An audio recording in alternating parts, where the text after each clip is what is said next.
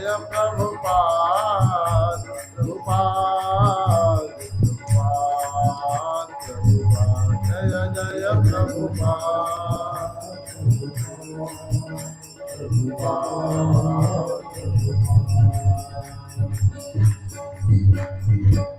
राधा माधव भगवान की नमोऽयं विष्णुपादाय कृष्णप्रेष्ठाय भूतले श्रीमते राधा गोविंद गोस्वामी नामिने नमस्ते प्रभुपादिय देवं गौरवाणी प्रचारिणे निर्विशेष शून्यवादी ग्राम्य जननी स्तारिणे जय श्री कृष्ण चैतन्य प्रभु नित्यानंद श्री अद्वैत गदाधर श्रीवासादि गौर भक्तवृंद हरे कृष्णा हरे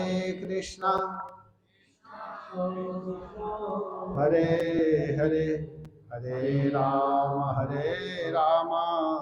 राम राम हरे कृष्णा कृष्णा कृष्णा हरे हरे हरे राम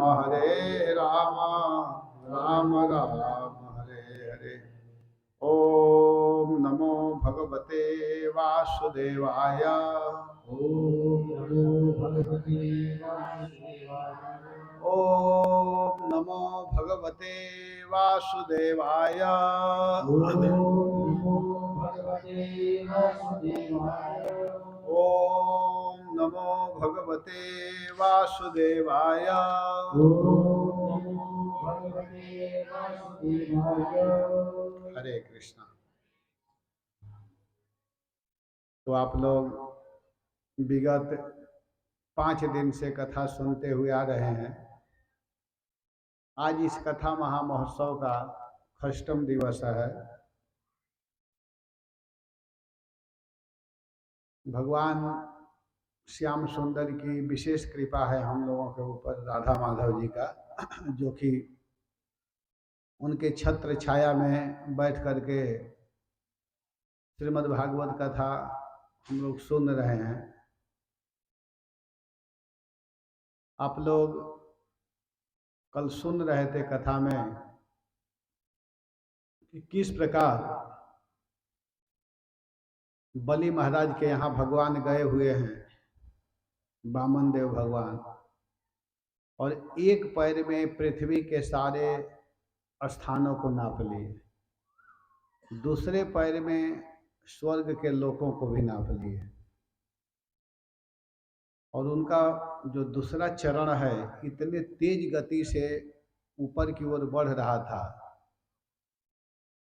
कि ब्रह्मांड का जो कारण समुद्र का जो जल है वो भगवान के चरणों से स्पर्शित होकर के ब्रह्मांड का ऊपर का जो आवरण है वो ही फट गया और उसमें से जल छूने लगा।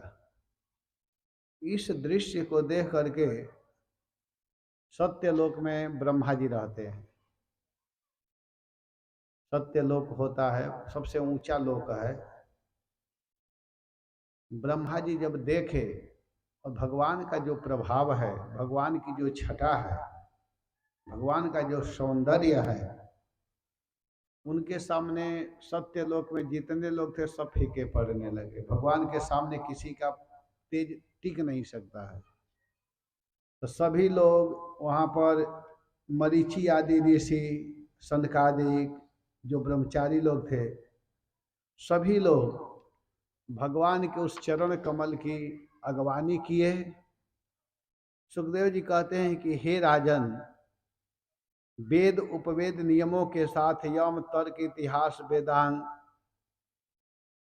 और पुराण संहिताएं जो ब्रह्मलोक में मूर्तिमान होकर रहते हैं तथा दूसरे जिन लोगों ने योग रूप वायु से ज्ञानाग्नि को प्रज्वलित करके कर्म मल को भस्म कर डाला, वे महात्मा सबने भगवान के चरण की वंदना की। जितने लोग थे सभी लोग वंदना किए भगवान के चरणों की। और इसके बाद में ब्रह्मा जी जब सभी लोग अगवानी कर लिए, इसके बाद ब्रह्मा जी ऊपर उठे हुए विश्व रूप भगवान के चरण को निकट आकर के जल से प्रक्षालन किए और अर्घपाद आदि जो विधि है उसके द्वारा उनकी पूजा किए, क्योंकि भगवान के नाभि कमल से ही ब्रह्मा जी का जन्म हुआ है। आज भगवान के चरणों में बड़े सुंदर ढंग से स्तुति किए हैं। वही भगवान के चरणों से निकला हुआ जो जल है ब्रह्मा जी अपने कमंडल में धारण किए, और उसी कमंडल से जो जल गिर करके आता है वही गंगा जी के रूप में आज हम लोगों के सामने प्रस्तुत होता है, हम लोगों के सामने गंगा जी के रूप में दिखाई देता है। इसके बाद में जब भगवान ने अपने स्वरूप को छोटा कर लिया, अपनी विभूतियों को समेट लिया, तब ब्रह्मा आदि लोकपालों ने अपने अनुचरों के साथ आदर के साथ भगवान के सामने अनेक प्रकार के सामग्रियों के द्वारा उनको भेंट दे रहे हैं। भगवान को भेंट दिया जा रहा है, कोई जल के द्वारा, कोई पुष्प के द्वारा, कोई सुगंधित धूप आदि के द्वारा, और भगवान के सुंदर सुंदर नाम गुण का स्तवन किया जा रहा है। भगवान महान है, तो भगवान के चरणों में सभी लोग प्रार्थना कर रहे हैं। और उस समय जानते हैं जम्बवान जी ने क्या किया कि भगवान को परिक्रमा किया था। जाम्बवान, उन्होंने भगवान को उस समय बड़े सुंदर ढंग से परिक्रमा किए। दैत्यों ने देखा कि यह जो वामन रूप में आया था वो एक नंबर का छलिया है, हमारे स्वामी बलि को किस तरह ठगा है। तो इसको देख करके उन लोगों को अच्छा नहीं लगा, और वे लोग कहे कि हमारे स्वामी तो इस समय यज्ञ में दीक्षित हैं, यज्ञ करने के लिए दीक्षित हैं, वे तो कुछ बोलेंगे नहीं, लेकिन हम लोगों का कर्तव्य है, जिसके राज्य में रहते हैं, जिसका अन्न खाते हैं, अपना धर्म होता है, अपना कर्तव्य होता है कि उनकी रक्षा किया जाए। देखते देखते हमारे स्वामी को यह किस प्रकार ठग लिया है, इसको छोड़ेंगे नहीं। वे लोग क्या किए कि सभी लोग बड़े क्रोध में होकर के शूल पट्टिस अपने हाथ में लेकर के भगवान वामन को मारने के लिए सभी लोग टूट गए। यहाँ पर सुखदेव गोस्वामी कहते हैं कि हे राजन, विष्णु भगवान के पार्षद उन दैत्य सेनापतियों के आक्रमण करने के लिए दौड़ते हुए देख करके हंसने लगे, और वे लोग भी अपना अपना अस्त्र उठा लिए और उन्हें दौड़ते हुए देख करके हंसने लगे, तथा अपना अपना शस्त्र उठा लिए और उन्हें रोक दिए। भगवान के पार्षदों में नंद, सुनंद, जय, विजय, प्रबल, ये सब लोग हैं। पक्षीराज गरुण जी भी हैं, जयंत, श्रुतदेव, पुष्पदंत, ये सब नाम है। तो वे लोग भी 10-10 हजार हाथियों के बल रखते हैं। वे लोग असुरों के सेनाओं का संहार करने लगे। दोनों तरफ से युद्ध चालू हुआ। तब बलि महाराज ने देखा तो अपने सैनिकों को बलि महाराज रोक रहे हैं। उनको स्मरण हो आया कि गुरु का श्राप अब काम करने वाला है। तो बलि महाराज धर्मयुक्त बात बोलते हुए कहते हैं, नाम लेते हुए कह रहे हैं कि हे विप्रचीते, हे राहो, हे नेमे श्वेताम बचः, हे विप्रचीति, हे राहु, हे नेमी, तुम लोग इस समय युद्ध मत करो, तुम लोग यहाँ से लौट जाओ।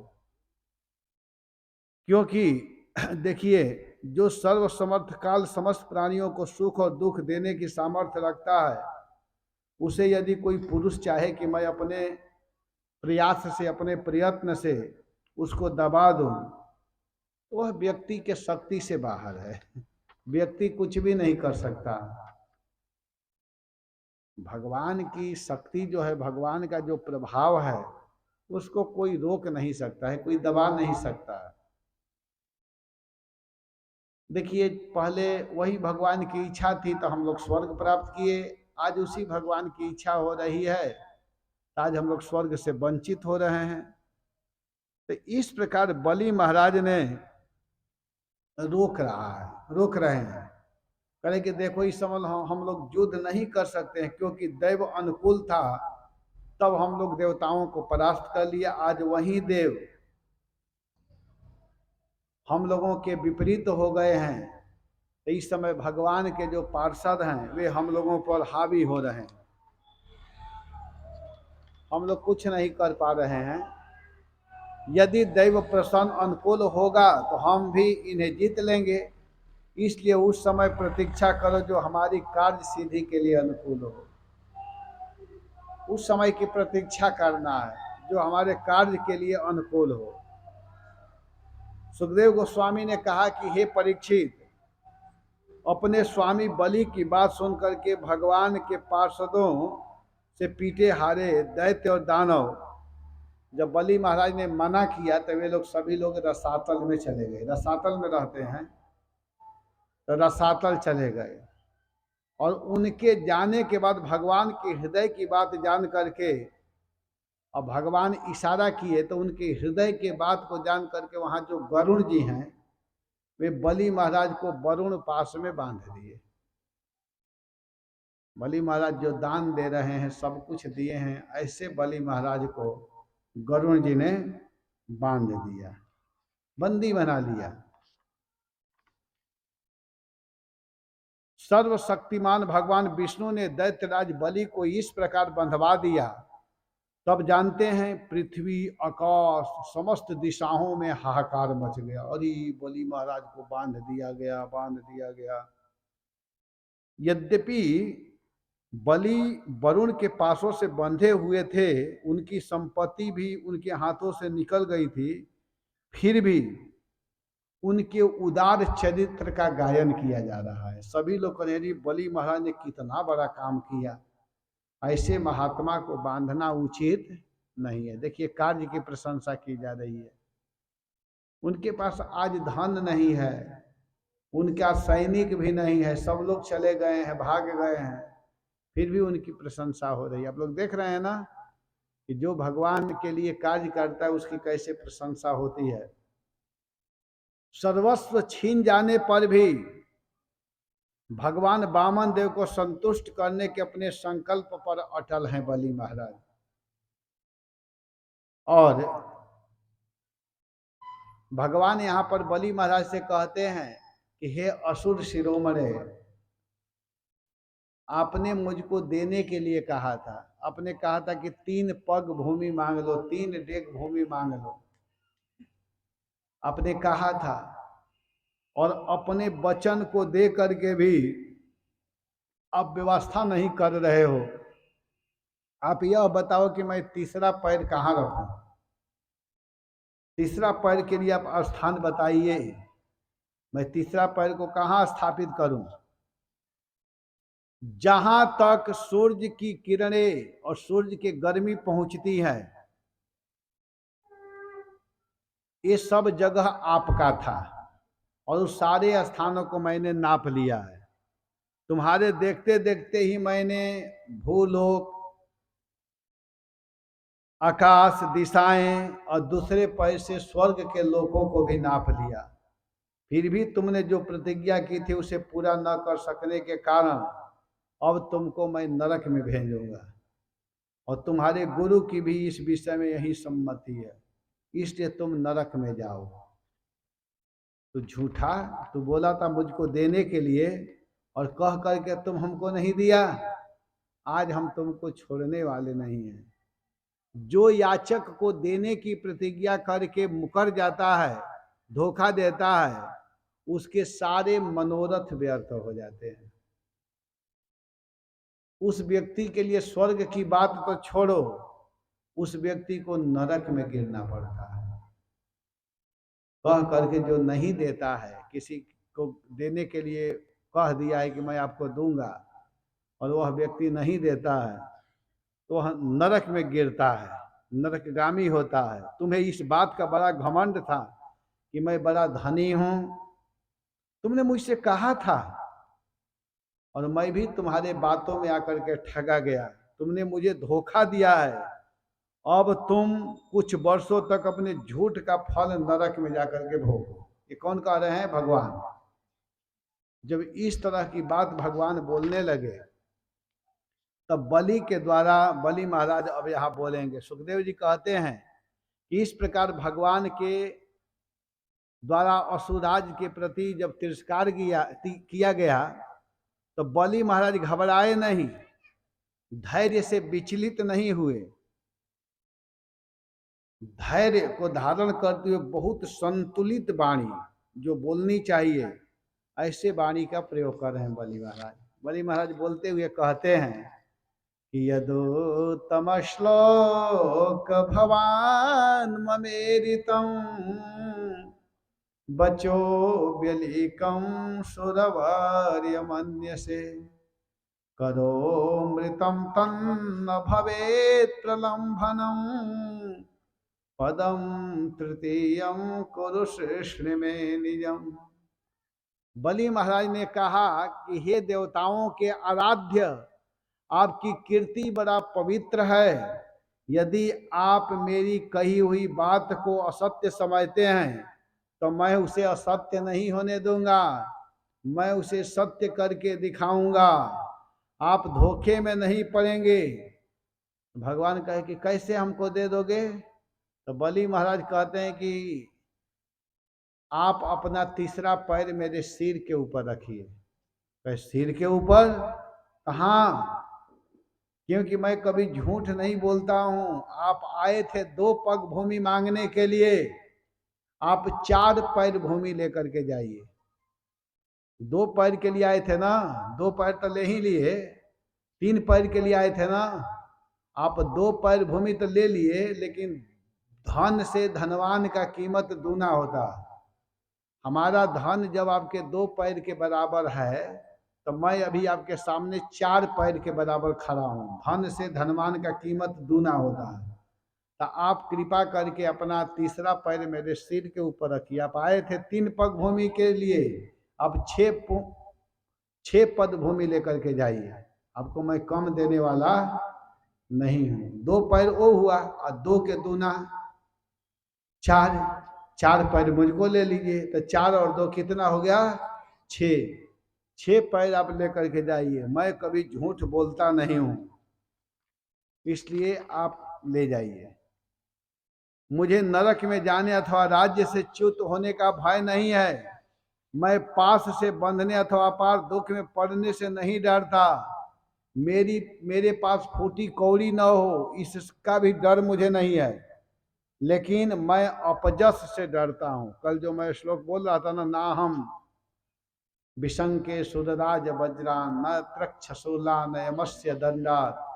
तो देखिए, आप अपने संपत्ति को लेकर के जाइए, अर्थात अपना तीसरा चरण मेरे ऊपर रख दीजिए। अपने पूजनीय गुरुजनों के द्वारा दिया हुआ दंड को जीव मात्र के लिए अत्यंत वांछनीय है, क्योंकि वैसा दंड माता पिता भाई और सुहृद मोह वश नहीं दे पाते हैं। माता पिता जो हैं वह मोह के कारण नहीं दे पाते हैं, लेकिन आपने मुझको बहुत सुंदर दंड दे रहे हैं। अवश्य ही आप हमारे असुरों के परोक्ष छिपे रूप से परम गुरु हैं। जब हम लोग धन, कुलीनता, बल आदि अनेक मदों से अंधे हो जाते हैं, तब आप उन वस्तुओं को हमसे छीन करके हमें नेत्र दान करते हैं। जब हम लोग घमंड में हो जाते हैं तो आप इसीलिए छीनते हैं ताकि हमारा दिमाग हमेशा आपका स्मरण करता रहे। हम लोगों के ऊपर आपका जो उपकार है उसे मैं कैसे बताऊं? जिस स्थान को बड़े बड़े योगी लोग, अनन्य भाव से योग करने वाले योगी जन जो सिद्धि प्राप्त करते हैं, निश्चित रूप से वही सिद्धि बहुत से असुरों को आपके साथ वैर भाव बांध लेने से प्राप्त हो गई। जो प्रेम से आपका भजन करके जो चीज प्राप्त करते हैं, उसी चीज को हमारे असुरगण बैर में होकर के आपको प्राप्त कर लिए। तेना हम निगृहीतोस्मि भवता भूरि कर्मणः वदश्च वारुणै पाशै नार्तिवीडे न च वै व्यये। जिनकी ऐसी महिमा, ऐसी अनंत लीलाएं हैं, उन्हीं आपके द्वारा मैं पकड़ा गया हूँ और मैं वरुण के पास में बांधा हुआ हूँ। इसकी न तो मुझे कोई विशेष लज्जा है और न किसी प्रकार की व्यथा है। प्रभु, मेरे पितामह प्रहलाद की कीर्ति सारे जगत में सुप्रसिद्ध है। वे आपके भक्तों में श्रेष्ठ माने गए हैं। अपने पिता द्वारा नाना प्रकार के कष्ट प्राप्त होने पर भी अपना जीवन आपके चरणों में ही निछावर कर दिया था। उन्होंने यह निश्चय कर लिया था कि शरीर को लेकर के क्या करना है। जो अंततः अंत में साथ छोड़ ही देता है, जो धन संपत्ति लेने के लिए स्वजन बने हुए हैं, उन डाकुओं से अपना क्या स्वार्थ है। जितने संबंधी स्वजन जन है वे लोग डाकू है, ये समझना चाहिए। उस पत्नी से क्या लाभ है, आयु को व्यर्थ नष्ट करने वाले इस संसार के घर आदि से क्या लाभ है। घर मकान बनाने के चक्कर में हम लोग अपने आयु को ही समाप्त कर देते हैं, तो उससे क्या लाभ है, क्या फायदा है, कोई फायदा नहीं है। इसलिए आप प्रभु मेरे ऊपर बहुत बड़ा कृपा किए हैं। ये सब ले करके मैं इसे दुखी नहीं, मैं तो ऐसा निश्चय करके, मेरे पितामह प्रहलाद जी ने यह जानते हुए कि आप लौकिक दृष्टि से उनके भाई बंधु पिता के शत्रु हैं, फिर भी आपका संग करते रहे, क्योंकि वो जानते हैं कि आपके संग करने से ही जीवन में लाभ होने वाला है। आप ही उस दृष्टि से मेरे भी शत्रु हैं। अगर उस दृष्टि से देखा जाए तो आप मेरे भी शत्रु हैं, फिर भी विधाता ने मुझे बलात् ऐश्वर्य लक्ष्मी से छुड़ा करके अलग करके आपके पास पहुंचा दिया है। अच्छा ही हुआ, क्योंकि ऐश्वर्य लक्ष्मी के कारण जीव बुद्धि जड़ हो जाती है और वह नहीं समझ पाता है कि मेरा यह जीवन मृत्यु के पंजे में पड़ा हुआ है। व्यक्ति नहीं समझ पाता है, लेकिन आपने ये सब ले करके मेरे ऊपर बहुत बड़ा कृपा किया है। प्रभु, श्री सुखदेव जी कह रहे हैं कि हे राजन, उन बलि के इस प्रकार कहते समय ही उदय होते हुए चंद्रमा के समान क्या हुआ कि अभी बलि महाराज बोल ही रहे थे, उसी समय वहां पर प्रहलाद महाराज आ गए और बलि महाराज बंधे हुए हैं। उसी समय प्रहलाद महाराज आते हैं और महाराज बलि ने अपने पितामह को देखा। बड़े श्री संपन्न, कमल के समान कोमल नेत्र है, लंबी लंबी भुजाएं, सुंदर उन्नत श्यामल शरीर है और पीताम्बर धारण किए हुए हैं। बलि उस समय वरुण के पास में बंधे हुए, इसलिए प्रहलाद के आने पर जैसे पहले पूजा करते थे, प्रणाम करते थे, वैसा नहीं किए, क्योंकि वो बंधे हुए हैं। दूर से ही सिर झुकाए, पहले जा करके दौड़ करके पैर छू करके प्रणाम करते थे, लेकिन आज नहीं कर पाए। उनको संकोच हो रहा है कि अरे आज मेरे दादाजी मेरे सामने आए हैं, लेकिन मैं उनको प्रणाम नहीं कर पा रहा हूं। निश्चित रूप से सत्पुरुषों के स्वामी भगवान वहीं बैठे हैं और सुनंद नंद आदि पार्षद उनकी सेवा कर रहे थे। प्रेम के उद्रेक से प्रहलाद जी का शरीर पुलकित हो गया, उनके आंखों में आंसू छलक आए और वे आनंद पूर्ण वाणी से भगवान के चरणों में प्रणाम करके साष्टांग बोलना प्रारंभ कर दिए। प्रहलाद महाराज बोलने लगे। प्रहलाद महाराज बलि महाराज के दादाजी हैं।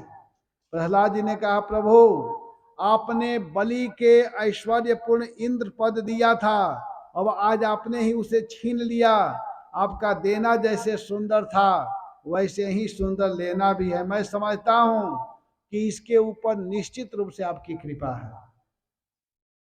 बलि महाराज के व्यवहार को देख करके भगवान जो आकर के इस प्रकार कर रहे हैं, उससे नाराज नहीं है, खुश हैं। प्रहलाद महाराज कह रहे हैं कि मैंने देख लिया, आपने वास्तव में बहुत बड़ा कृपा किया है, बहुत बड़ा कृपा किया प्रभु। प्रभु, लक्ष्मी के मद से तो विद्वान पुरुष भी मोहित हो जाते हैं, उसके रहते भला कौन अपने वास्तविक स्वरूप को ठीक ठीक समझ सकता है। अतः उस लक्ष्मी को छोड़ करके महान उपकार करने वाली समस्त जगत के महान ईश्वर सबके हृदय में विराजमान और सबके परम साक्षी आप नारायण देव को मैं नमस्कार करता हूँ। हे महाराज, प्रहलाद जी अंजलि बांध करके खड़े, उनके स्तुति खड़े थे वहां पर, और उनके सुनते हुए सामने ही ब्रह्मा जी भगवान मधुसूदन वामन देव से कुछ कहने लगे। प्रहलाद महाराज जब स्तुति कर रहे थे उसी समय ब्रह्मा जी कुछ कहना चाह रहे थे, और तब तक वहां बलि महाराज की पत्नी आ गई, जिसका नाम है, बताइए क्या नाम है? विंध्यावली। बलि महाराज की पत्नी है विंध्यावली, वो आ गई और आ करके कहती है कि हे प्रभु, आपने बहुत सुंदर कार्य किया है, आप ही सारे जगत के करने वाले हैं, सबको बनाने वाले हैं, सबको देने वाले हैं, लेकिन इनको बड़ा घमंड हो गया था। देखिए अपने पति को कह रही हैं। अगर किसी बलवान व्यक्ति के हाथ में कोई फंस जाए तो बुद्धिमानी उसी में है कि अपने लोगों की ही निंदा किया जाए, ये बदमाश है, बहुत अच्छा किए, तब वो छोड़ेगा। और नहीं कहेंगे आपने क्यों मेरे पति को बांधा, तो उसको भी अरेस्ट कर लिया जाएगा। या कोई जाकर अपने पक्ष से बोलता है तो उसको लोग पीटने लगते कर, अच्छा आया है कहने के लिए। अगर कोई आपके व्यक्ति को पीट रहा है, अगर उसको छुड़ाना है तो क्या करना चाहिए कि जा करके एक दो तमाचा खुद लगाना चाहिए अपने लोगों को, ये बहुत बदमाश है, आपने बहुत अच्छा किया, उसको और पीटिए। जब ऐसे बोलेंगे ना तो वो कहेगा अरे यार इसको तो उसके घर वाले भी पीट रहे हैं, तो वो छोड़ देगा। तो बलि महाराज की पत्नी यही बात की, समझ गई, कहते कि प्रभु आपने बहुत अच्छा किया। इनको बड़ा घमंड हो गया था, अपने को समझ रहे थे कि मैं ही राजा हूं, लोका नाम एकम ईश्वरम, कहने कि मैं ही सारे लोगों का मालिक हूं। इनको समझ में नहीं आ रहा है कि मालिक नहीं है, लेकिन अपने को मालिक बन रहे थे। बहुत अच्छा किया, इसी तरह बांधे रहिए, खोलिएगा मत। भगवान कहते हैं अरे इसकी पत्नी भी मेरे पक्ष से बोल रही है। तब तक ब्रह्मा जी कहते हैं हे प्रभु, हे समस्त प्राणियों के जीवन देने वाले प्रभु, अब आप इसे छोड़ दीजिए। कौन बोल रहे हैं?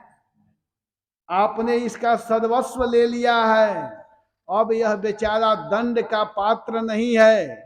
इसने अपनी सारी भूमि सामग्री, जो जीवन में पुण्य कर्म करके स्वर्ग प्राप्त किया था, सब कुछ आपको समर्पित कर दिया प्रभु। अब आप इसको मत बांधिए। जिनके चरणों में सच्चे हृदय से निष्कपट भाव से जल का अर्घ दे करके केवल कोई दुर्वा दल चढ़ाता है, उस पर आप रीझ जाते हैं। बलि ने तो सब कुछ आपको दे दिया, आप इसे मत बांधिए प्रभु। क्यों बांधे? इसको छोड़ दीजिए, मुक्त कर दीजिए, ब्रह्मा जी बोले। तो भगवान अब क्या कहते हैं कि अरे ब्रह्मा, सच पूछो तो मैं बलि को नहीं बांधा हूं, बलि ने मुझको बांध लिया है। अब भगवान बोल रहे हैं कि ब्रह्मा तुम क्या समझ रहे हो? भगवान पहले कहते हैं कि देखो मैं जिस पर कृपा करता हूं उसका धन छीन लेता हूं, क्योंकि जब मनुष्य धन के मद से मतवाला हो जाता है तब मेरा और लोगों का तिरस्कार करने लगता है। कहा गया कि नारायण जिस पर कृपा करत देत तीन महादान। भगवान जिसके ऊपर कृपा करते हैं तो तीन महादान देते हैं। क्या क्या करते हैं? सबसे पहले भगवान उस व्यक्ति को रोगी बनाते हैं।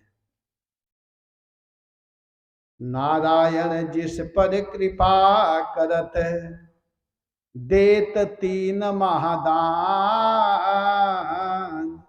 रोगी और निर्धन करत जग में करत अपमान।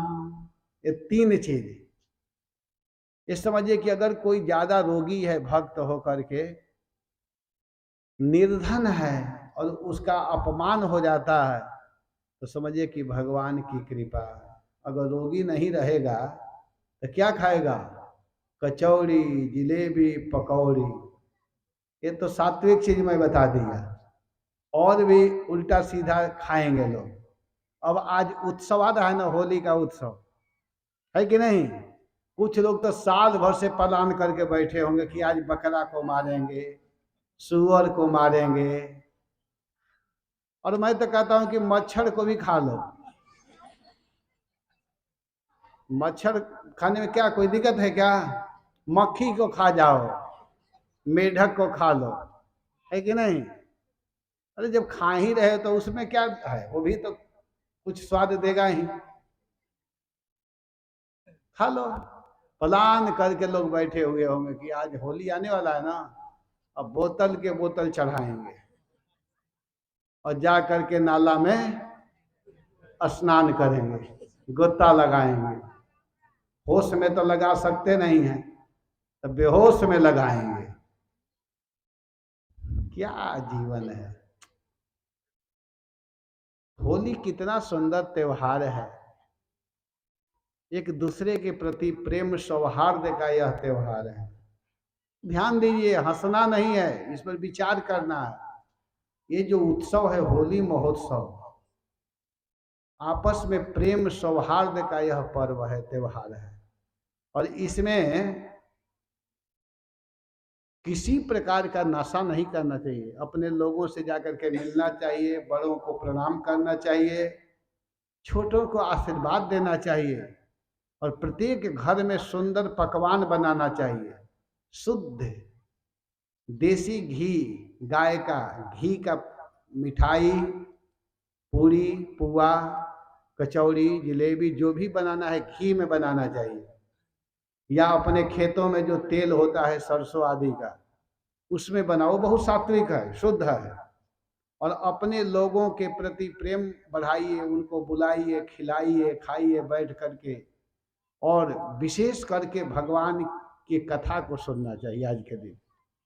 आज के दिन बैठ करके भगवान के विषय में सुनना, लोगों को बताना, ये है होली महोत्सव। ये नहीं कि शराब पी करके एक दूसरे को गाली दो, जो बेचारी पत्नी सेवा करते उसको जाकर के पीटो, गाली दो। एक त्योहार ऐसा नहीं मनाना चाहिए, सात्विक विचार भाव में रहना चाहिए। लेकिन यही सब गलत काम करेंगे। धन रहेगा तो यही सब करेंगे ना, शराब महंगा महंगा बोतल खरीद करके लाएंगे, है कि नहीं। शरीर पहले स्वस्थ रहेगा, रोग नहीं रहेगा तो कुछ भी इसमें उल्टा सीधा खा लेंगे, फालतू चीज खाएंगे। और खाएंगे तो फिर इसीलिए भगवान कहते हैं कि ज्यादा शरीर सही रखना भी गड़बड़ है। ज्यादा शरीर सही रहेगा ना तो हमेशा छाना हुआ ही खाने का मन करेगा। कुछ लोगों को अगर कहा जाता है कि दलिया खाओ, खिचड़ी खाओ, तो कोई भोजन है? दलिया सब्जी को अरे भी कोई भोजन है? सच पूछो तो यही वास्तव में भोजन है। इसी को खाना चाहिए, सब्जी, दलिया, फल, दूध, ये सब ग्रहण करना चाहिए व्यक्ति को। ये सब पकवान है, सबसे सुंदर पकवान है। बहुत अच्छा फोटो आ रहा है, बैठ जाइए। हरे कृष्णा कृष्णा कृष्णा हरे हरे, हरे राम। देखिए, लड़का वास्तव में शुद्ध है, कम से कम ये अपने वाणी से किसी को गाली तो नहीं न देता है, गलत चीज तो नहीं न करता है। भगवान कभी कभी देखिए, ये भी भगवान की एक विशेष कृपा है। किसी के वाणी है तो वाणी से क्या बोलना है जानना चाहिए। ये नहीं कि भगवान वाणी दिए है तो उल्टा सीधा किसी को गाली दो, कुछ भी कहो। आंख दिया है तो कुछ भी देख लो, कान दिया है तो कुछ भी सुनो, ऐसा नहीं करना चाहिए। ये सब भगवान विशेष काम करने के लिए दिए हैं। आंख किस लिए दिए हैं? अरे आखी न के फल ब्रज भूमि का दर्श है, आखी न के फल ब्रज भूमि के,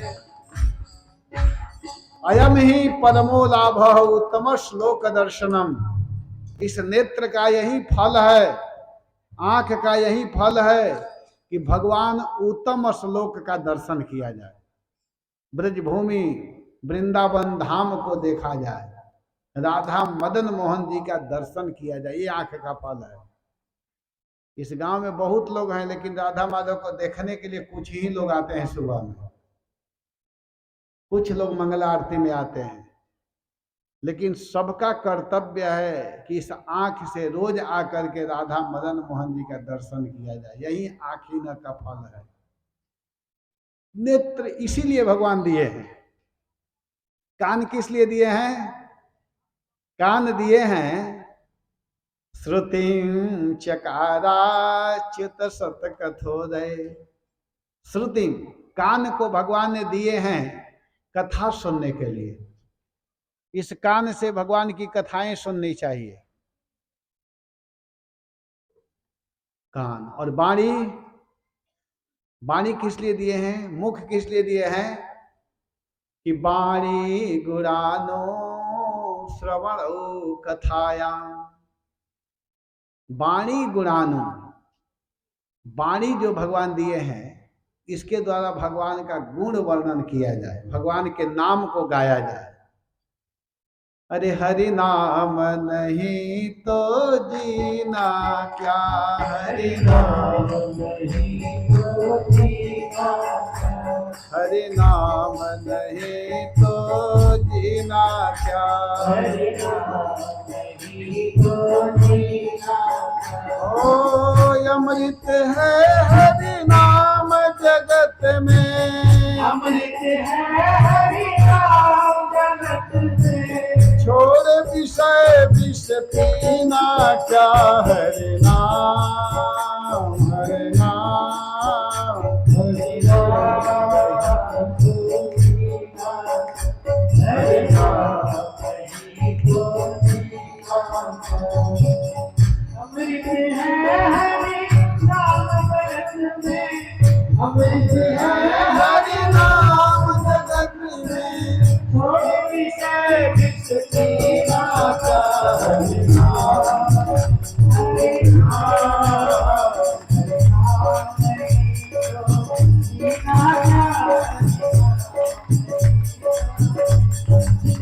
हरि नाम नहीं तो जीना क्या, हरि नाम नहीं तो जीना। ये वाणी है भगवान के गुण गाने के लिए, भगवान के नाम को गाना है, भगवान के नाम को गाइए। और नहीं तो भगवान क्या करेंगे? शरीर को रोगी जो करते हैं वो बहुत अच्छा करते हैं, भक्तों को बढ़िया कर देते हैं। पहले तो जो भक्त नहीं होते उनको बढ़िया शरीर दिखाई देता है, खूब सुंदर शरीर है, धन है, जस मिलता है, और उसी के घमंड में लोग पाप कर्म करते हैं। तो भगवान क्या कहते हैं कि नारायण जिस पर कृपा करत देत तीन महादान, रोगी और निर्धन करत जग में करत अपमान। रोगी कराते हैं, निर्धन करा देते हैं और अपमान करवाते हैं। यही बात यहाँ भगवान बोल रहे हैं। कहते भगवान ने कहा कि हे ब्रह्मा, मैं जिस पर कृपा करता हूँ उसका धन छीन लिया करता हूँ, क्योंकि जब मनुष्य धन के मद से मतवाला हो जाता है तब वह मेरा और लोगों का तिरस्कार करने लगता है। जब नहीं रहेगा तो ये सब करेगा नहीं। यह असमर्थ जीव अपने कर्मों के कारण विवश होकर के अनेक योनियों में भटकता रहता है।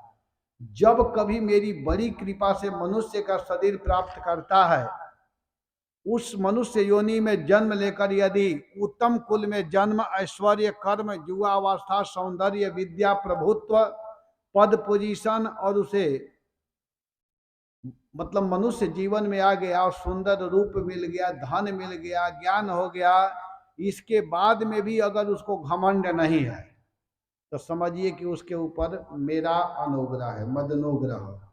कुछ लोग हैं कि सुंदर रूप भी है, धन भी है, शरीर भी सही है, ऊंच कुल में जन्म भी लिए हैं, ज्ञान भी है, इसके बाद में भी घमंड नहीं है। भगवान कहते हैं कि उसके ऊपर मेरा विशेष कृपा है। नहीं तो क्या होता है कि लोग एक एक चीज होने पर घमंड हो जाता है। कोई कोई सुंदर रूप ले लेता है तो घमंड रहता है, हमेशा अपने रूप को दिखाता है। देखो मैं कितना सुंदर हूं। किसी किसी के पास बल होता है तो अपने भुजाओं को दिखाता है, देखो मैं कितना बलवान हूं। किसी के पास धन है तो उस धन को दिखाता है। कोई ज्ञानी है तो अपने ज्ञान को दिखाते हैं,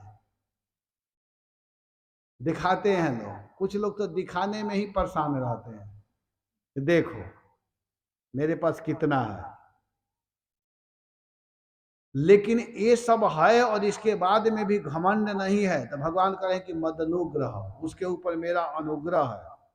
कुंती महारानी कहती हैं कि जन्मई स्वज स्तुतस्त्री भी ये धमान मदह पुमान नैवा हर्त विधातुम वही त्वाम किंचन गोचरम। कुंती जी कह रही हैं कि ऊंचे कुल में जन्म, ऐश्वर्य, विद्या और संपत्ति के कारण जिसका घमंड बढ़ रहा है, वह मनुष्य तो आपका नाम भी नहीं ले सकता, क्योंकि आप तो उन लोगों को दर्शन देते हैं जो अकिंचन है। आप किसको दिखाई देते हैं? जो अकिंचन। भगवान किसके सामने जाते हैं? जो दीनहीन भाव में होकर के भगवान के शरण में जाता है, कहता है हे प्रभु सब कुछ आपका है, मैं आपका हूं, ये मेरा कुछ भी नहीं है। यह भाव में जब जाता है तब भगवान उसको मिलते हैं। लेकिन ये सब होने के बाद में स्वाभाविक घमंड होता है। लेकिन अगर घमंड नहीं है तो समझिए भगवान कहें कि मेरा अनुग्रह है, मेरी कृपा है। रूप यौवन संपन्न विशाल कुल संभव भक्तिहीन न शोभनते निर्गंधाई व किंसुका। सुंदर कुल में जन्म हो गया है, ज्ञान भी है, धन भी है, सब कुछ है, लेकिन वह व्यक्ति अगर भजन नहीं कर रहा है, वह व्यक्ति भगवान का नाम नहीं गा रहा है, तो उसकी वैसे ही शोभा नहीं है जैसे पलाश का फूल। पलाश के फूल देखने में बड़ा सुंदर लगता है, लेकिन उसमें गंध न होने के कारण उस फूल को भगवान को चढ़ाया नहीं जाता है, भगवान उसे स्वीकार नहीं करते हैं। इसलिए अगर सुंदर कुल मिला है, सुंदर रूप मिला है, सुंदर धन आदि मिला हुआ है, ज्ञान सब कुछ है, बल है, अच्छा है, भगवान दिए हैं, लेकिन उसको भगवत सेवा में समर्पण करना ही बुद्धिमानी है। और अगर कोई कर रहा है तो भगवान करे कि उसके ऊपर मेरा कृपा है, नहीं तो आदमी घमंड में हो ही जाता है। कुलीनता आदि बहुत से ऐसे कारण है जो अभिमान और जड़ता आदि उत्पन्न करके मनुष्य को कल्याण के समस्त साधनों से वंचित कर देता है। ओहो जो मेरा परायण है वे मोहित नहीं होते हैं, लेकिन जो मेरे परायण हो जाते हैं वे इससे मोहित नहीं होते हैं। अब यहाँ पर भगवान करें कि अब बलि दानव और दैत्यों दोनों ही वंशों में अग्रणीय है। प्रहलाद, ब्रह्मा, आप लोग ध्यान देकर सुनो, ये अपने कीर्ति को बढ़ाने वाला है। उसने अपने कुल के कीर्ति को बढ़ाया है। इसने उस माया पर विजय प्राप्त कर लिया है जिसे जितना बड़ा कठिन है। भगवान बोल रहे हैं आप देख ही रहे हो, इतना दुख भोगने पर भी यह मोहित नहीं हुआ। इसका धन छीन लिया गया, राजपद से अलग कर दिया गया, शत्रुओं ने तरह तरह से इसके ऊपर आक्षेप किया, इसके भाई बंधु सब छोड़ करके चले गए। अनेक प्रकार की यातना भोगने के बाद में भी यहाँ तक कि इसके गुरु शुक्राचार्य जी ने इसको डांटा, शाप तक दे दिया, परंतु यह दृढ़ व्रती बलि ने प्रतिज्ञा नहीं छोड़ी। मैंने इससे छल भरी बातें की, मैं कपटपूर्ण उपदेश किया, परंतु यह सत्यवादी महात्मा बलि ने अपने धर्म को नहीं छोड़ा। सब कुछ होने के बाद में वह ज्यों का त्यों बना रहा। अतः मैं इसे वह स्थान देने जा रहा हूं जिसको प्राप्त करना बड़े बड़े देवताओं के लिए भी कठिन है। देखिए भगवान अब खुश हो रहे हैं। भगवान कहते हैं कि इस बलि को मैं वो स्थान दूंगा, वो जगह दूंगा जिसको बड़े बड़े लोग नहीं प्राप्त कर सकते हैं। सावर्णी मनवंतर में मेरे आश्रय में रहने वाला यह मेरा भक्त बलि इंद्र पद पर आसीन होगा। इस मनवंतर के बाद जो सावर्णी मनवंतर आने वाला है उसमें यह खुद इंद्र बनेगा। और तब तक मैं इसको वो स्थान दे रहा हूं विश्वकर्मा के द्वारा बनाया हुआ मैं सूतल लोक को दे रहा हूं, वहां जा करके निवास करो।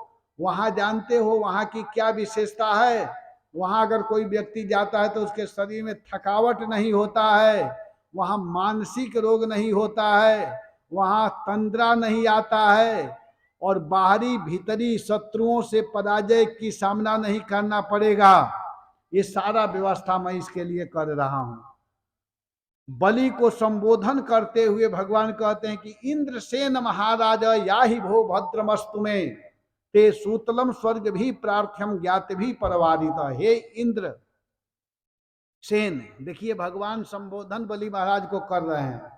कहते हैं कि हे इंद्र, आपका कल्याण हो। अब आप अपने भाई बंधुओं के साथ उस सूतल लोक में जाइए जिस लोक को देवता लोग भी चाहते हैं कि वो स्थान हमको मिले। इतना सुंदर वो स्थान है, वहां आप जाइए।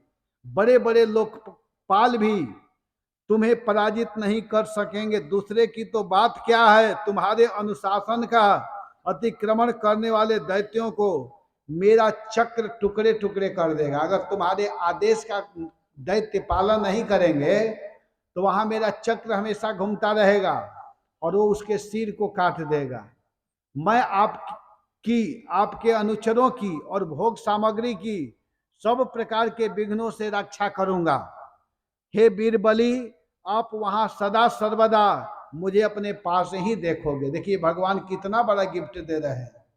बलि महाराज को कहते हैं कि आप जाओ, चिंता मत करो, वहां सदैव तुम मुझे ही देखोगे। तत्र दानव दैत्यानाम संगा ते भाव आसुर दृष्टवा मदनुभावम वही सद्यो कुंठ विनक्ष्यति।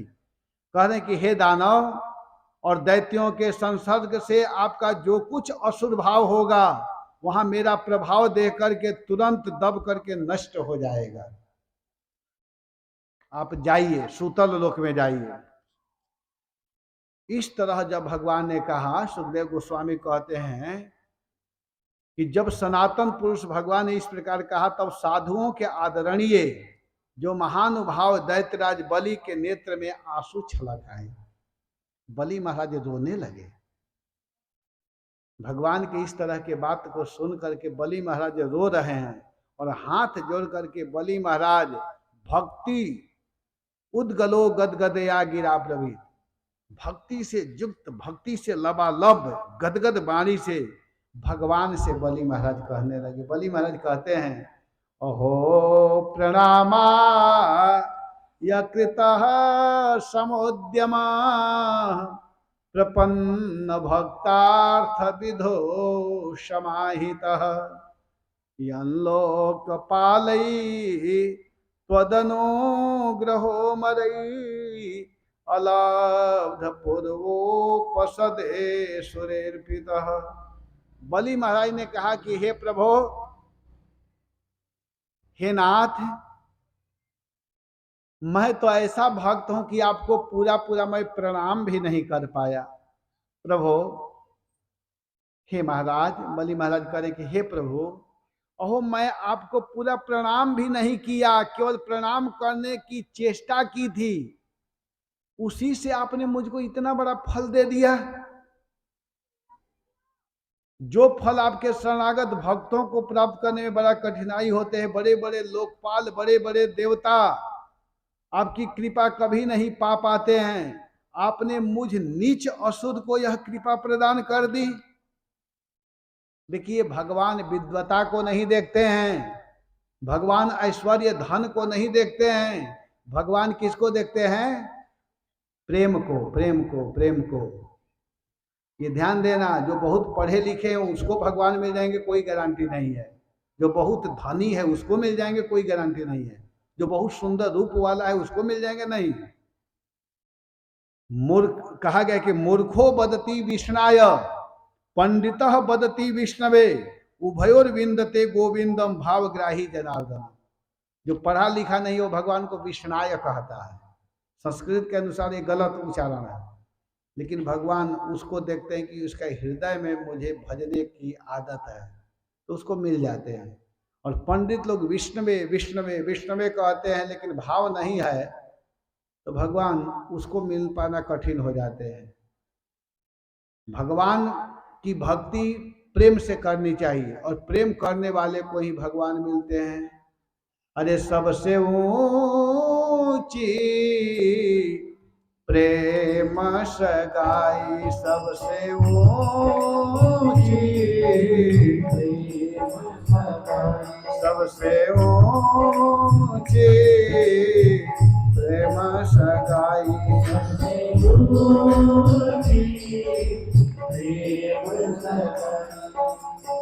दुर्योधन की मेवा त्यागी, दुर्योधन की मेवा त्यागी, दुर्योधन की मेवा त्यागी, दुर्योधन की मेवा त्यागी।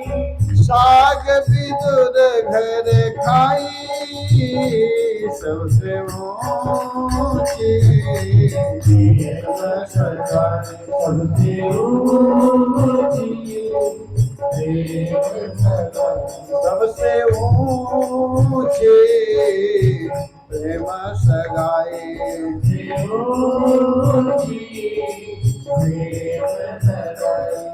देखिए भगवान प्रेम के भूखे हैं। अरे जूठे फल सबरी के खायो, जूठे फल सबरी के खायो, जूठे फल सबरी के खायो, जूठे फल सबरी के खायो। प्रेम विवश रघुराई, सबसे ऊंची प्रेम सगाई, सबसे ऊंची सबसे ऊंची प्रेम सगाई।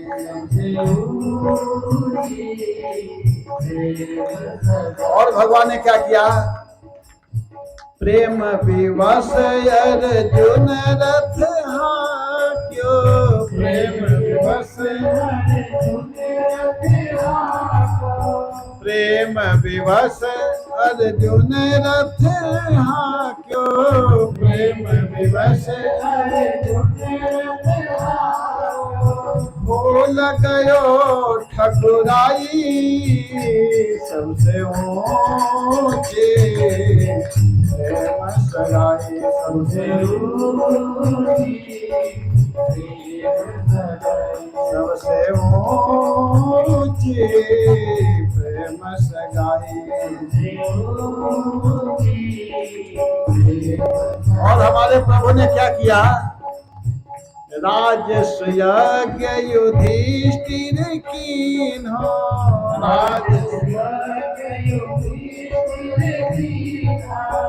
राजस्व यज्ञ युधिष्ठिर कीन्हो,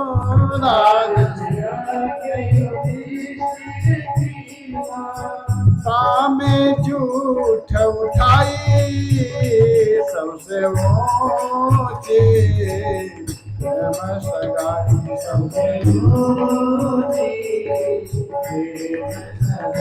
सबसे ऊंची प्रेम सगाई, सबसे ऊंची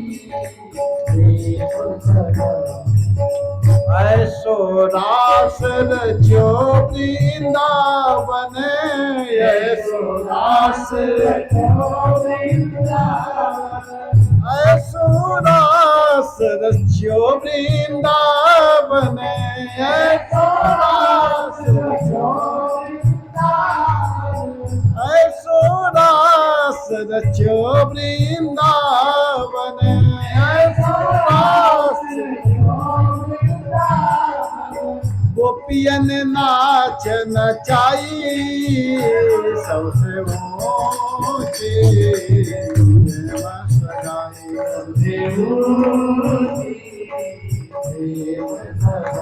सबसे ऊंची प्रेम सगाई, सबसे ऊंची झूठे फल सबरी के खायो, झूठे फल अरे भैया, प्रेम करने की जरूरत है, भगवान में भेद नहीं है। हम लोग नहीं करते और कहते हैं कि भगवान उसको मिलते हैं, हमको नहीं। सबरी पढ़ी लिखी नहीं थी, उसका जन्म ऊंचे कुल में नहीं हुआ था, लेकिन माता सबरी के हृदय में भक्ति है। जूठे फल सबरी के खायो,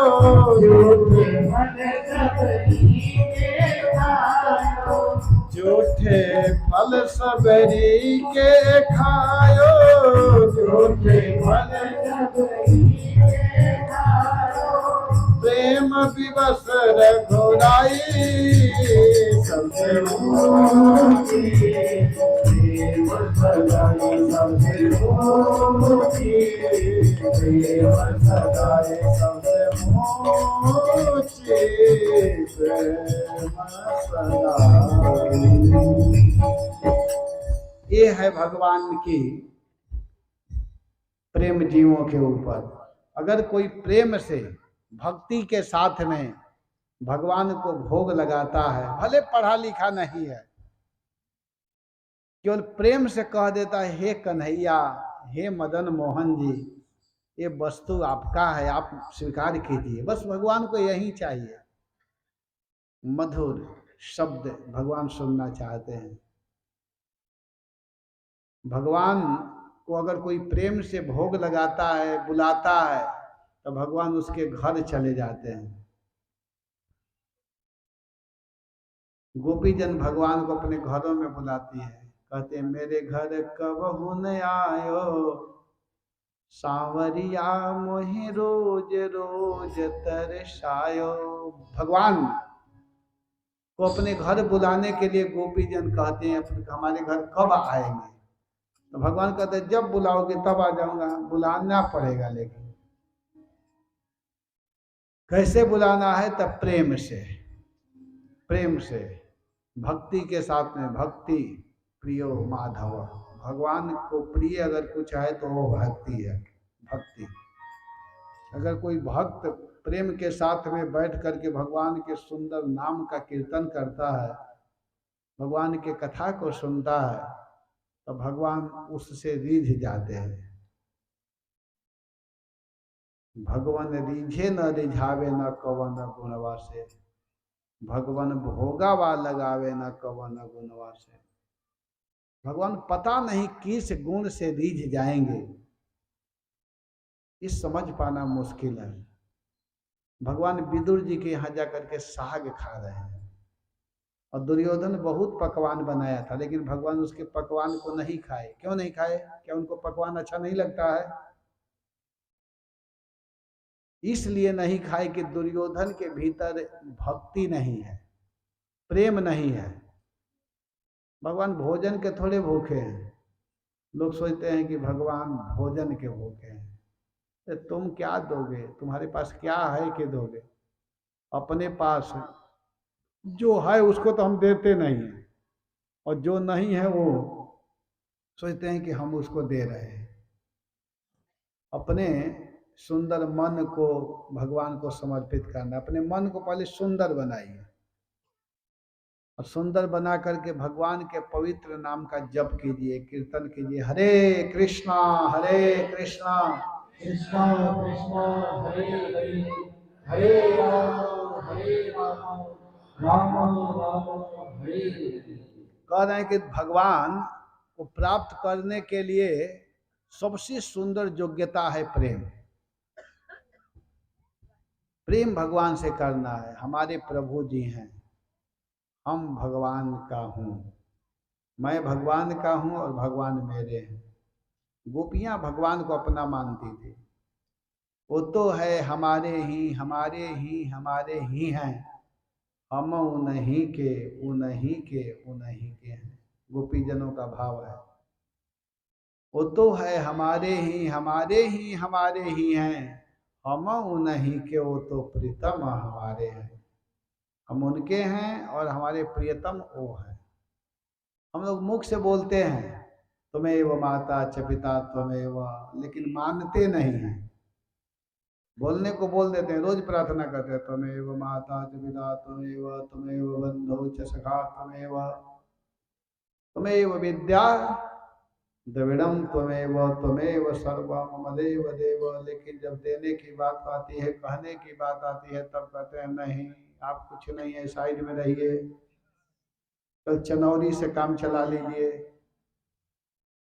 यहाँ के भक्त को देख करके मुझे बड़ा खुशी होती है। मैं आज देख रहा था छत पर से, छत पर से मैं विचार कर रहा, रोज देखता हूँ लेकिन कभी कभी विचार करता हूँ, कभी नहीं।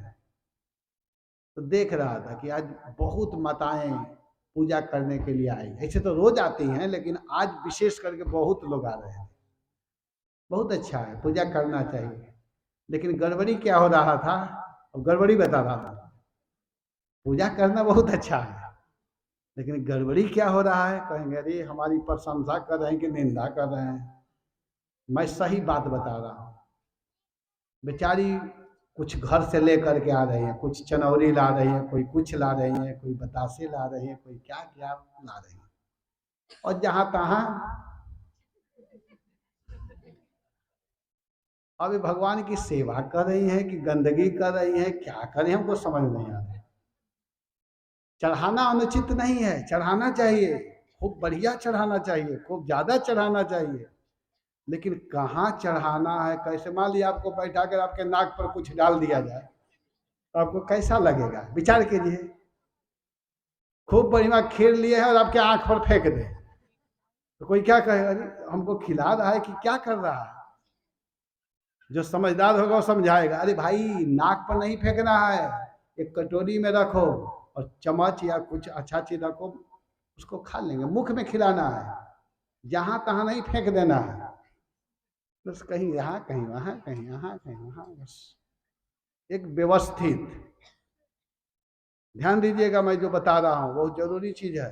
कुछ लोग दान करने जाते हैं, 1 किलो चावल ले लेते हैं, खास करके माता जी लोग 1 किलो चावल ले लेती हैं, और 10-20 लोग बैठे रहते हैं, एक मुट्ठी उस पर छिड़कती हैं, एक वहां फेंकते हुए जाती है, कहती मैं बहुत दान कर रही। ये दान की विधि नहीं है। अरे 1 किलो चावल है, एक को डाल दीजिए, 1 किलो चावल एक को दे दीजिए, एक एक दाना फेंकने की क्या जरूरत है 10 जगह। और ठीक है, चढ़ाना भी है तो बहुत अच्छा है, चढ़ाना चाहिए, सबको चढ़ाइए, लेकिन वहां एक सुंदर पात्र रखिए, साफ सुथरा, और उसमें उसको डालिए। डाल करके व्यवस्थित, गंदा ना हो, नहीं तो आप पूजा कर रहे हैं, क्या कर रहे हैं पता नहीं। तो ये सब ध्यान देना चाहिए। भजन करने की विधि है, प्रेम से, प्रेम से पूजा करना है। और सबसे तो उत्तम पूजा यह है कि नहा धो करके आइए, आकर के भगवान के सामने बैठिए, सबको एक ही बार आहुति कर लीजिए, जितनी देवी देवता सब हैं सबको प्रणाम वहीं से करते हुए, और बैठ करके नियम बनाइए कि हमको 2 माला यहाँ जप करके मैं जाऊंगी। हरे कृष्णा कृष्णा कृष्णा हरे हरे, हरे राम राम राम हरे। आप लोग विश्वास कीजिएगा, आप लोग, मैं हर एक साल कह करके जाता हूं, पता नहीं आप लोग करते हैं कि नहीं करते हैं। आज से चालू, कल से चालू कर दीजिए, और 1 साल के बाद हमको बताइएगा कि क्या लाभ हुआ है आप लोगों को। जो मैं नियम बता रहा हूं, इस नियम को कल से चालू कीजिए। और सच पूछिए तो गौर पूर्णिमा वैष्णवों का नया साल है। हम लोग नया साल किसको मनाते हैं, 1 जनवरी को, वो हम लोगों का साल नहीं है। भारतीय संस्कृति के अनुसार चैत्र शुक्ल पक्ष प्रतिपदा नया साल माना जाता है, लेकिन वैष्णवों का जो नया साल है वो कल से चालू होगा। कल गौर पूर्णिमा, जो गौर पूर्णिमा है वही 9 वर्ष है, 9 वर्ष। कल आप लोग को बहुत सुंदर कथा सुनाई जाएगी, समय से आ जाइएगा। रंग खेलना है, जितना खेलना अपने घर खेल करके जल्दी नहा धो करके आ जाइएगा। 7 बजे, 7 बजे कल तो बैठ जाइए, क्योंकि मुझे कल रात्रि में ही निकलना है वृंदावन के लिए, क्योंकि परसों 1 दिन के बाद मुझे जाना है कथा कहने बिहार में। 16 तारीख को मुझे मुजफ्फरपुर में जाना है, अभी मुजफ्फरनगर में हूँ। मुजफ्फरनगर से सीधे मुजफ्फरपुर जाऊंगा। तो देखिए आप लोग समय से आइए, ये सब बात बताऊंगा। और आज मेरे पास टाइम देखने वाला घड़ी नहीं है, चिंता मत कीजिएगा, मैं बोलता रहूंगा, मुझे पता भी नहीं कितना समय हो रहा है। तो देखिए आप लोग ध्यान देना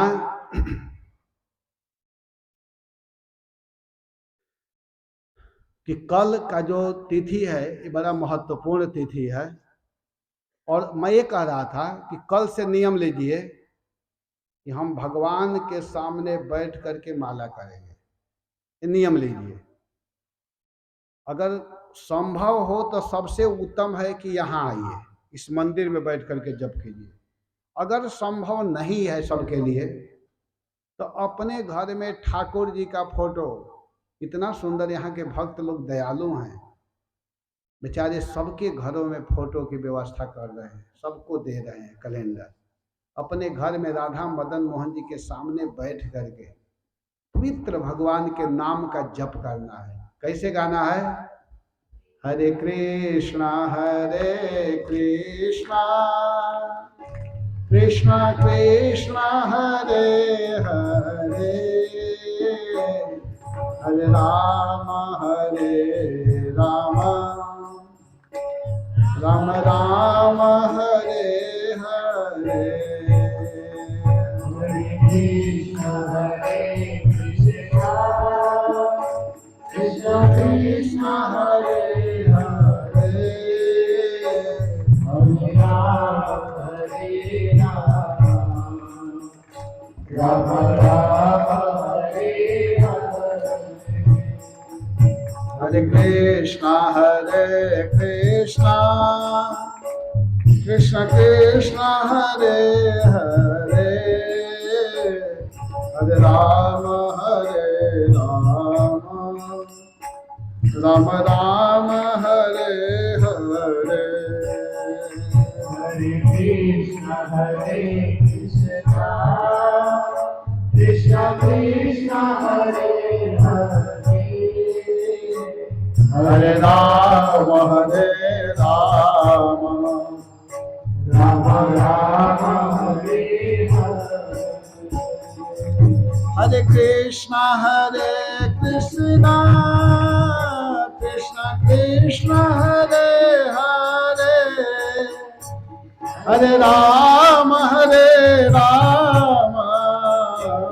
राम राम हरे हरे। हरे कृष्णा कृष्ण हरे हरे, हरे राम राम राम राम हरे हरे। सभी लोग हरे कृष्णा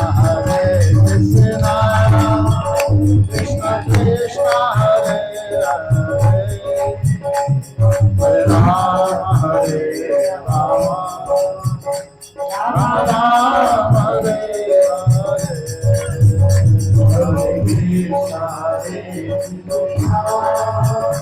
कृष्ण कृष्ण हरे हरे,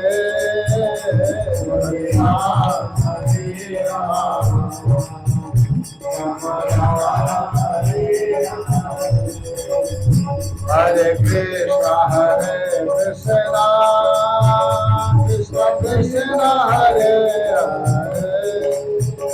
हरे राम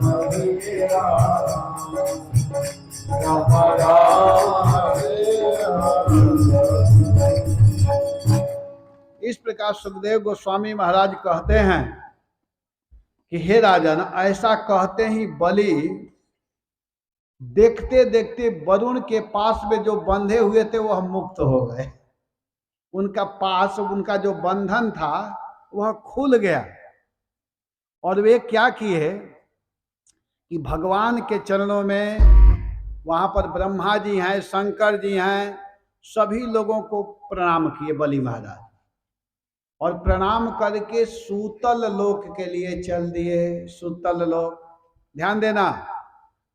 अब इधर क्या हुआ कि जब वे चले गए तब भगवान वामन देव उस स्वर्ग के राज्य को अपने भाई इंद्र को दे दिए। अदिति माता जिस भाव से भगवान की पूजा की थी, पयोव्रत की थी, वो कार्य अब सफल हुआ। भगवान इंद्र को पद दे दिए, उपेंद्र बन करके सारे जगत पर शासन करने लगे। प्रहलाद अपने वंशधर पौत्र बलि को पास बंधन से मुक्त और भगवत कृपा प्राप्त दे करके भक्ति भाव से भर गए। और उस समय प्रहलाद महाराज वहीं पर थे, भगवान के चरणों में स्तुति करने लगे। और प्रहलाद जी स्तुति करते हुए कहते हैं कि नेमम विरिंचो लभते प्रसादम न श्री न सर्वः किमुता परेते यत्रो सुराणा मसिदुर्ग पालो विश्वाभिवंद्यैरपिवंदितांघ्रि। कह रहे हैं कि आपकी यह कृपा प्रसाद तो न ब्रह्मा को और न लक्ष्मी को और न शिव जी को प्राप्त हुआ, तब दूसरे की बात ही क्या है। अहो विश्व वंद्य, ब्रह्मा आदि भी जिनके चरणों की वंदना करते रहते हैं, वहीं आप आज बलि के दुर्गपाल बन गए हैं, किलेदार हो गए हैं, पहरा देने वाले बन गए। हे शरणागत वत्सल प्रभु, ब्रह्मा आदि लोकपाल जिनके चरण कमलों का मकरंद रस सेवन करने के कारण सृष्टि रचना की शक्ति और अनेक विभूतियों को प्राप्त करते हैं, हम लोग जन्म से ही खल और कुमार्गामी हैं। हम उन्हीं आपकी ऐसी अनुग्रहपूर्ण दृष्टि के पात्र कैसे हो गए जो आप हमारे द्वारपाल बन गए। अहो आपकी लीला विचित्र है। प्रहलाद जी कह रहे हैं, आपने अपनी अपरमित योग माया से खेल खेल में ही त्रिभुवन की रचना कर देते हैं।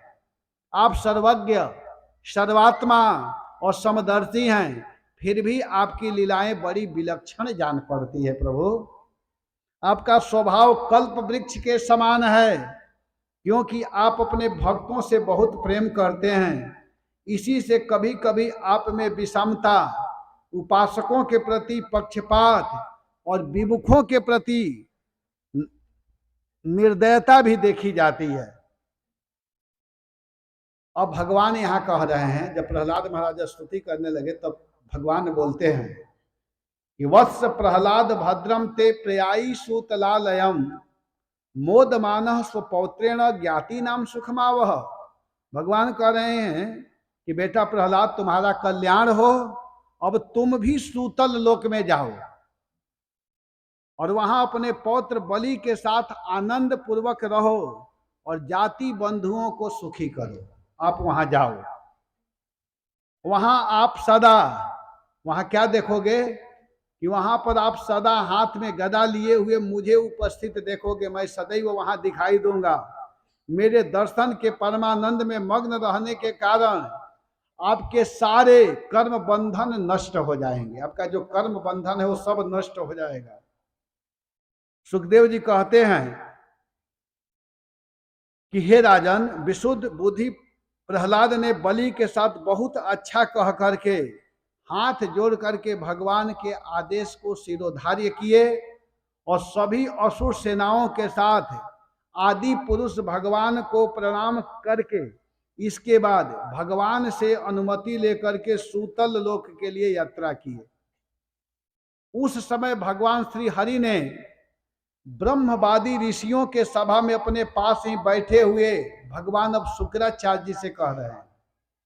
ब्रह्मवादी ऋषि लोग जो बैठे हुए हैं उसमें जो शुक्राचार्य जी हैं उनसे कहते हैं कि हे ब्राह्मण, आपके शिष्य के यज्ञ में जो त्रुटि रह गई है उसे आप पूर्ण कर दीजिए, क्योंकि कर्म करने में जो कुछ भूल चूक हो जाती है वह ब्राह्मणों के कृपा दृष्टि से पूर्ण हो जाती है।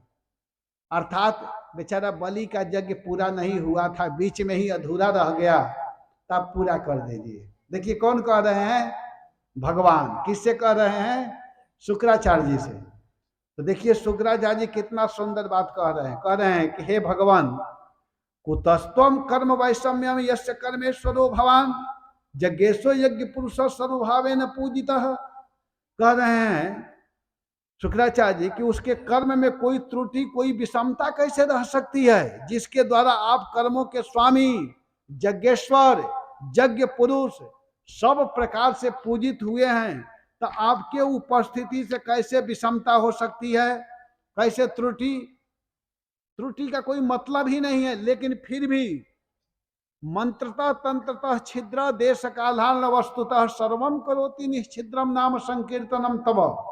अगर कोई मंत्र आदि में कोई भी त्रुटि होता है, पात्र वस्तु आदि कहीं से भी कोई कमी होता है, और वहां अगर कोई व्यक्ति आपके नाम का कीर्तन करता है, हरे कृष्णा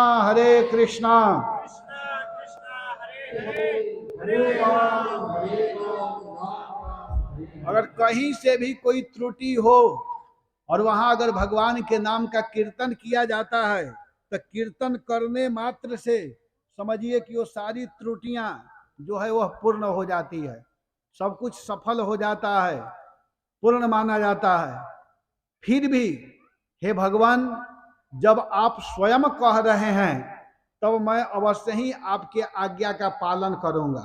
आप बोल रहे हैं, ऐसे जरूरत नहीं है, यज्ञ अधूरा नहीं रह गया है, लेकिन जब आप कह रहे हैं तो मैं आपके आदेश का पालन करूंगा, क्योंकि मनुष्य के लिए सबसे बड़ा कल्याण का साधन यही है।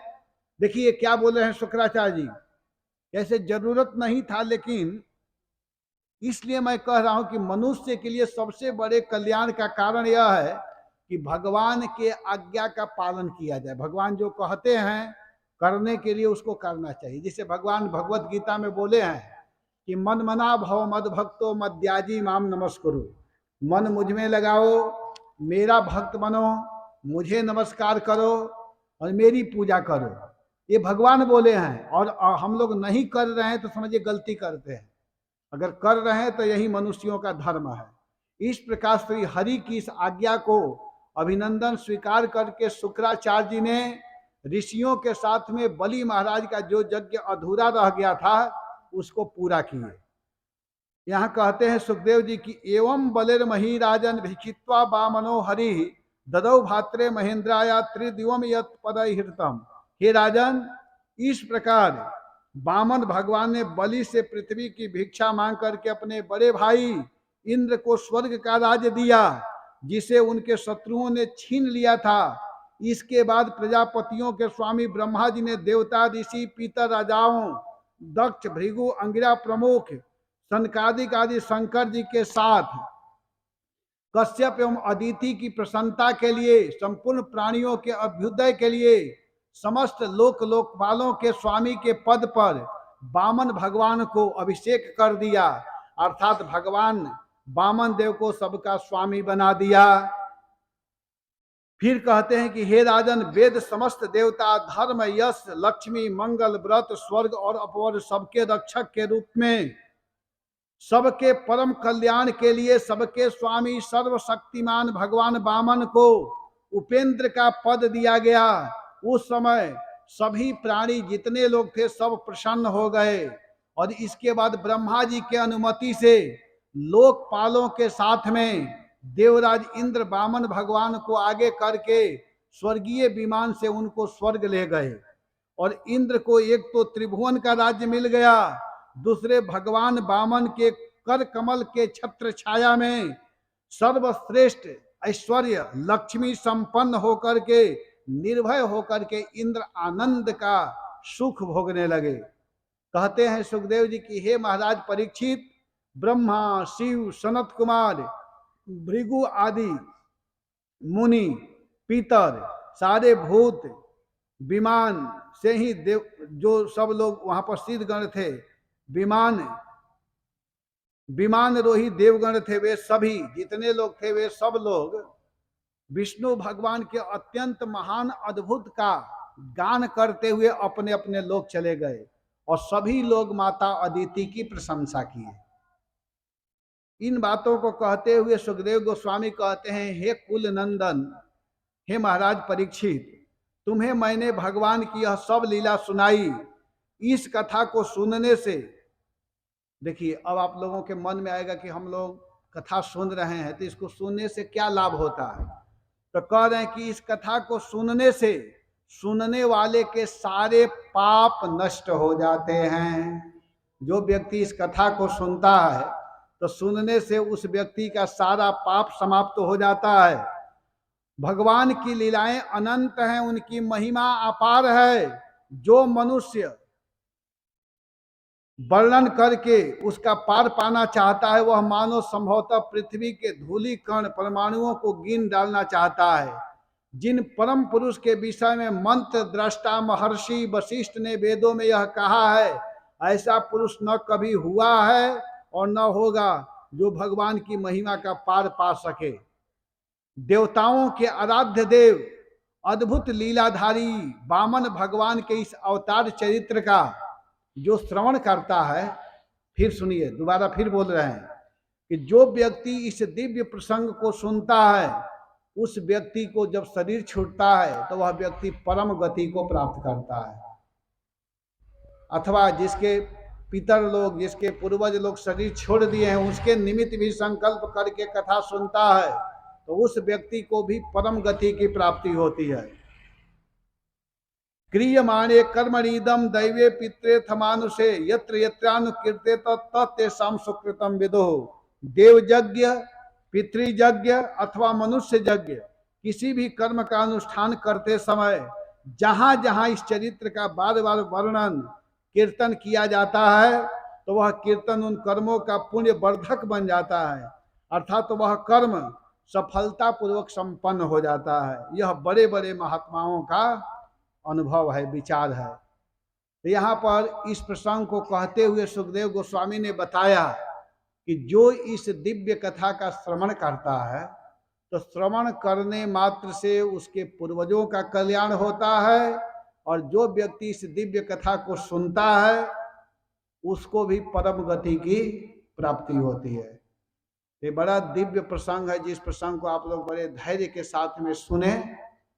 आप लोगों को मैं विशेष धन्यवाद दूंगा क्योंकि इस कथा को मैं जल्दी जल्दी करके पूरा किया हूं। कल मैं एक स्पेशल कथा आप लोगों को सुनाऊंगा। कल गौर पूर्णिमा है, गौर पूर्णिमा। कल के दिन महाप्रभु चैतन्य महाप्रभु इस धराधाम पर अवतरित हुए हैं। जो पतित पावन करुणा पुरुषोत्तम भगवान महावदान्य जीवों को हित करने के लिए इस धराधाम पर आए हैं चैतन्य महाप्रभु। वो स्वयं राधा और कृष्ण के ही मिलित स्वरूप चैतन्य महाप्रभु हैं। तो उनका प्राकट्य कल के दिन है। तो देखिए नियम यह है कि कल व्रत करना चाहिए, उपवास। दिन भर उपवास किया जाता है। शाम के समय उनका जन्म हुआ है, लेकिन अगर नहीं रहा जाता है तो फलाहार खा सकते हैं दिन भर, और जिसको वो भी नहीं रहा जाता है तो खूब खाइए, लेकिन कल खूब ज्यादा जप करना चाहिए। हरे कृष्णा कृष्णा कृष्णा हरे हरे, हरे राम हरे राम। कल बहुत सुंदर तिथि है, गौर पूर्णिमा, फाल्गुन पूर्णिमा जिसको बोलते हैं। तो कल समय से आइएगा, कल बहुत ज्यादा प्रोग्राम है। इसके विषय में हम लोग सुनेंगे। हरे कृष्णा, जय श्री प्रभुपाद।